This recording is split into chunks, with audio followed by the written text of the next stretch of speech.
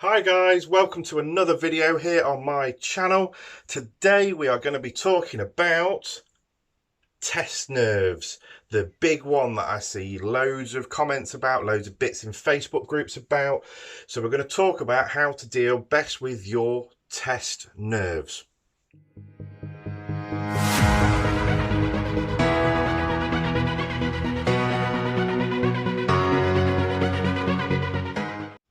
So make sure you watch all the way to the end, because I'm going to give you a couple of little tips at the end of stuff that I see a lot of people commenting and saying that they should do, and I personally don't think it's the best thing for you to do.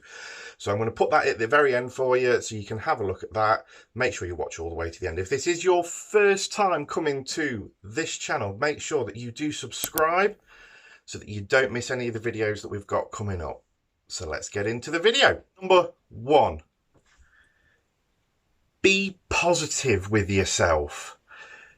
What I hear a lot of people saying when they go into the test is, oh, what if I fail? What if I fail? Well, if you've got that attitude going into it, the chances of you coming out and failing is quite big. So what you want to do is you want to give yourself that positive attitude that it doesn't matter if I fail. In fact, get rid of that word fail. Get rid of it. It's gone. It doesn't matter if I do not pass. If you don't pass, learn from it. Take that away. Take whatever the examiner's given you away to make yourself a better driver. Worst comes to worst and you do not pass on the day, you can do it again in 10 working days. That's 2 weeks. That's all it is. 2 weeks and you can do it again. It's no problem at all. So go in there with that positive attitude. I'm going to pass today. I'm going to do it. I can show them how good I can drive. And believe in yourself. Because if you're at that point where you're doing a test, you can do it. So just believe in yourself. Number two, similar to the first one, confidence and belief. Now, if you're sat there in a test centre waiting to do your test, have the confidence in yourself that you can deal with any situation that comes up.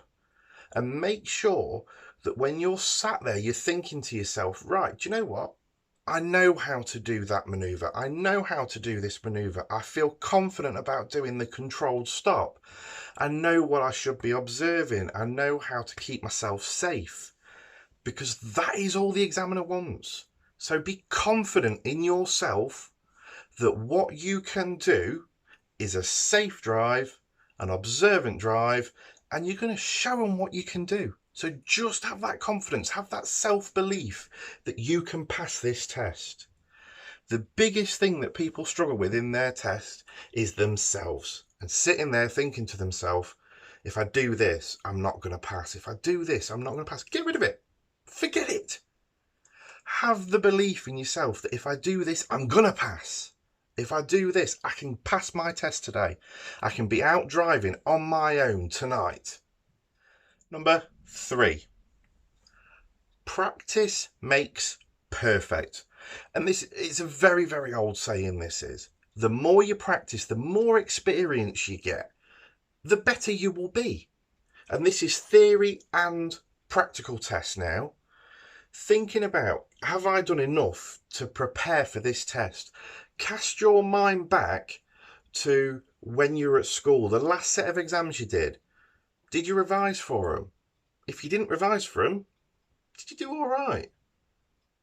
And you look at that and you think, right, the more I revise, the more I practice, the more I try and do these set of questions, this hazard perception stuff, roundabouts, I'm out practicing junctions, I'm out practicing my parallel park.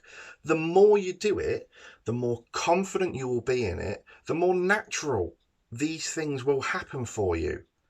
And that is a big part of it. The more natural, the less you have to actually think about what you're doing, and the more you've practiced and then began to trust your own instincts, the better you will be. So make sure you get loads and loads of practice in. If that's the theory test, loads and loads of mock tests, loads and loads of practice questions, loads and loads of practice hazard perception clips, and just get it to be the point where you're feeling like doing these practice tests is boring because you know what the answers are. Because that's brilliant, because then when you get to the test, you don't have to think about it. You look at the question, you already know what the answer is because you've practiced it that many times. Same with a practical test. If you're really nervous when it comes to doing roundabouts, well, do them more and more. The more you do it, the more you practice it, the more natural it is going to feel to do them. And the more you're going to understand what you have to do on these types of junctions, roads, situations, whatever it might be. If you're really nervous about doing dual carriageways, 60, 70 mile an hour stuff, well, go and practice it some more. The more you practice, the easier it's going to be for you. And the less nervous you're going to be approaching that day when it comes to the test, because everything that you do will feel so much more natural, and you'll be able to just trust your own instincts and not have to think, right, I'm approaching this roundabout, I've been asked to go here, how do I do it? Because by that point, it's starting to become too late for what you need to do. Whereas if it's natural, you're asked to turn you're asked to turn a roundabout, you've already got your signal on, you've already checked your mirrors, you're slowing it down, you're looking, everything smoothly flows. So make sure you get loads and loads of practice in. I cannot emphasize that enough. It is the single easiest way to deal with test nerves because it builds your confidence. It makes everything so much easier when it comes to the test itself, and it helps you to be positive when you get to the test because you know what you're doing. Preparation on test day. So there's a lot of different ways you can do this. The biggest thing that I say to people is don't take yourself out of your routine. So when you've got your test day, let's say your test is at lunchtime, make sure you get a good night's sleep the day before. Don't sit up worrying about what happens with the test, because at that point, the night before the test, realistically think to yourselves, what can I do to improve my test result now? Well, the answer is very simple. Nothing. You're about to go to sleep. You need to get your sleep. That's the only thing that you can do to improve that test result. You're not in a car practicing. So how much can you actually improve that night before? Very, very little. So get yourself a good night's sleep. Don't worry about it. Just go to sleep.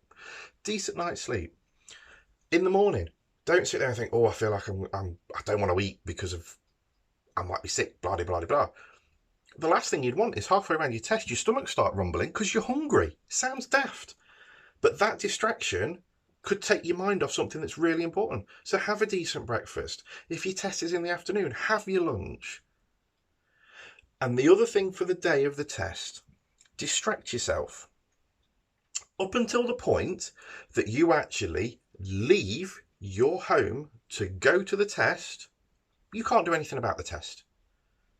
So the worst thing you could do is sit there at home stressing yourself out. So distract yourself.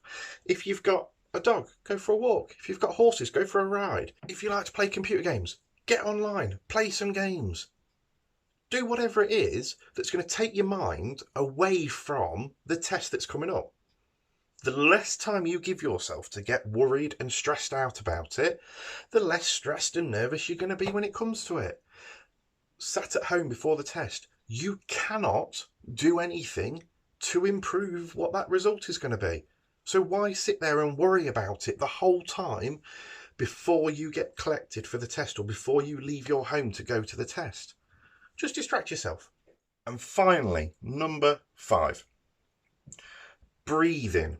It is, as humans, we have to breathe. It's quite natural. It's also, if you focus on your breathing, it's a very, very easy way for you to calm yourself down. If you can take nice, slow, deep breaths, thinking about breathing in and breathing out, and talk it through in your head. Breathe in, breathe out. You do that for a few minutes and it slows and calms you down internally. And you're not focusing at that point on anything else. You are just wanting to sit there and focus on your breathing.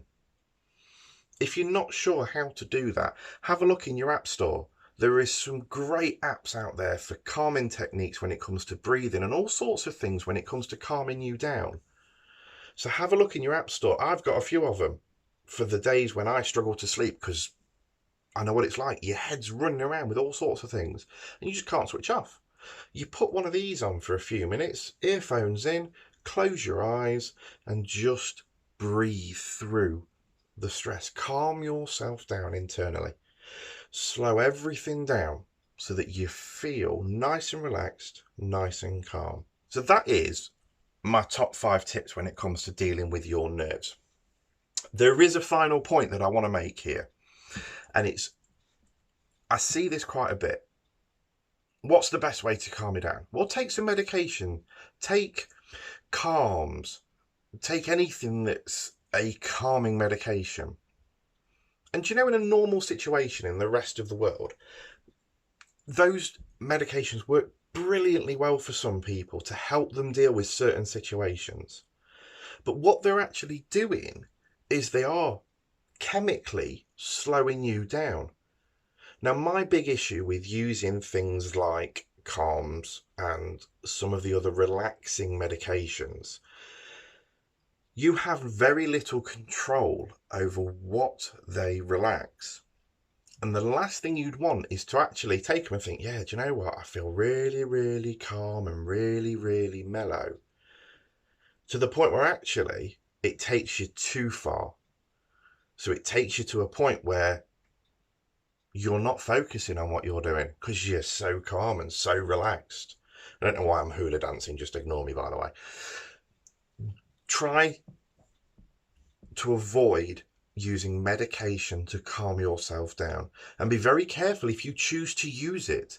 There are certain medications that are helpful relaxants that if you read them, you are not allowed to drive on. So be very, very careful. There is a very good reason for that. And the last thing you'd want is to be doing your test and you're thinking, yeah, I'm nice and calm, and you miss something very simple because you're so relaxed, you're so out of the zone of focusing on your driving, that you miss something that's potentially very serious. So my big advice would be to avoid medication. I do always say to people, a little bit of nerves is very helpful if you use them to help you focus. Get rid of them as much as you can using those other techniques that I've given you. But don't forget, they will always be there. But use them to your advantage. Channel them into, God, right, I really want to do this. I really want to show the examiner what I can do. Bang. Focus. Focus on what you're doing. So I hope this video has been helpful for you guys. If there's any techniques or anything that you've ever experienced going into driving, any sort of test that's helped you, pop it down in the comments below, because any extra advice, any extra tips on how to deal with nerves will help somebody else. So if you do have something that you want to add to this, pop it in the comments below. Thank you very much for watching, guys. I do hope this has been helpful. I wish you every success in whatever test you're going for, if that's the theory or the practical. Make sure you follow the tips that we've had in this video. Stay positive, be confident, and I'll see you on the roads. Thanks very much for watching. Bye.